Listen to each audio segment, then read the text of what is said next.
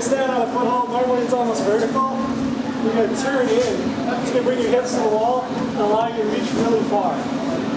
So you're going to do a drop knee, and then there is an unwind to it, which you'll have to do, and then go up to the last hold. And then I set this problem so that there's different opportunities to make it more challenging. So you can grab a worse handhold, you can drop knee, worse feet, and just see how it feels to pull your hips tight into the wall with that maneuver and reach up really far.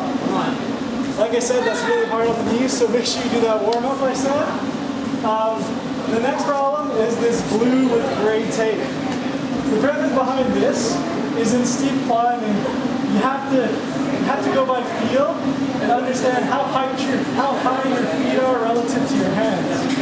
The lower your feet are, the more tension you need, the harder it's going to be to hang on, and the more chance you're going to get ripped off the wall or be unable to stay on. So what I did is I set this blue problem, and there's actually two heights for the handhold. There's this whole height and this whole height, and then there's just tiers of feet. And the premise is I know there's all different body sizes here, so I tried to set it up as best as possible. But the goal is, at one point, you want to see if you can do it where you're almost on tippy toes and see how hard it is to keep your feet on and traverse across. Then, try and put your feet pretty awkwardly high. Put them on the highest foothold, and even though you're far away from the wall, you'll notice that you have far more friction, and you can actually stand on footholds a lot better. Normally for steep climbing, you actually want your feet pretty high, because just the leverage you get from a higher foot allows you to pull easier. So, for example, for me, to do the tall way, I would be here, so I'm almost on tippy toes, and I have to reach, just keep the tension.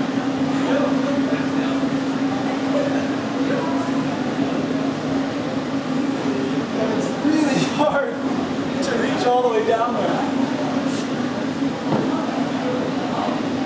And keep my feet up. And like I said, there's two different rows, two different heights. Now the other thing is this has another problem within it, and that is you can also heel hook traverse this both directions. So you don't need to use any of the lower feet, and you can do the same thing that we were doing in the other cave, because sometimes it's not just overhangs, but you have to do heel hooking on all sorts of walls. So this one's set up all the same, where you can just heel hook the whole way across.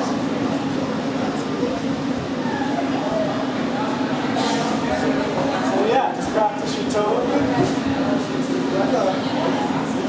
And your heel hook.